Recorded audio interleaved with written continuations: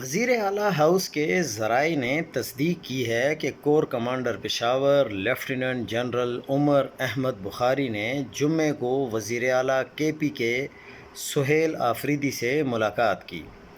ذرائع کے مطابق کور کمانڈر سے گفتگو کرتے ہوئے سہیل آفریدی نے کہا کہ صوبے کے عوام نے عمران خان کو مینڈیٹ دیا ہے۔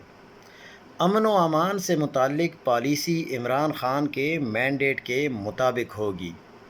ملاقات میں وزیر اعلیٰ کو کور کمانڈر ہاؤس میں سیکیورٹی بریفنگ کی دعوت دی گئی، جس پر وزیر اعلیٰ نے کہا کہ وہ عمران خان سے ملاقات کے بعد بریفنگ لیں گے۔ لیکن اب بات یہ ہے کہ کیا سہیل آفریدی کو ملاقات کی اجازت دی جائے گی؟ کیونکہ منیب فاروق نے تو اسٹریٹ اوے یہ بات کر دی ہے کہ بدماشی تو پھر بدماشی ہی صحیح، جاؤ، ہم آپ کی ملاقات نہیں کرنے دیں گے عمران خان سے۔